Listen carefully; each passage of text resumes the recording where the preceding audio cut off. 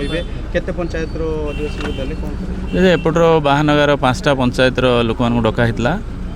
ଯେ ଆର୍ଆଇ ଯେଉଁ ଅନୁସାରେ ରିପୋର୍ଟ କରିଛନ୍ତି ହାଉସ୍ ଡ୍ୟାମେଜ୍ ଦେଖାଇଛନ୍ତି ସେମାନଙ୍କ ଘର ଭାଙ୍ଗିଛି ସେ ତ ସରକାରଙ୍କ ତରଫରୁ ତାଙ୍କୁ ପଲିଥିନ୍ ମିଳିଥିଲା ଆଉ ଟିକେ ଅଧିକ ତାଙ୍କୁ ସୁରକ୍ଷା ଦେବା ପାଇଁ ପ୍ରୋଟେକ୍ସନ୍ ଦେବା ପାଇଁ ଆମେ କଲିକତାରୁ ତମ୍ବୁ ମଗାଇଥିଲୁ ଆମେ 1000 ପିସ୍ ତମ୍ବୁ ମଗାଇଥିଲୁ ଆମେ ଇଏ ଜୋନ୍ ୱାଇଜ୍ ବା ପଞ୍ଚାୟତ ୱାଇଜ୍ ଆମେ ଯେ ଲୋକମାନଙ୍କ ଲିଷ୍ଟ ଆର୍ଆଇ ପାଖରୁ ସଂଗ୍ରହ କରିକି ଆମେ ତାଙ୍କୁ ଆଜି ବାହାନଗା ଏପଟ 18 ନମ୍ବର ଜୋନ୍ରେ ଆମେ ବାଣ୍ଟିଲୁ 5ଟା ପଞ୍ଚାୟତ ଖନ୍ତାପଡ଼ା ପଣପଣା ଚକ ଜଗନ୍ନାଥପୁର ଆଉ ପଥରପେଣ୍ଡ ଆଉ କସବା ଜୟପୁର ଆଉ ଅନ୍ୟ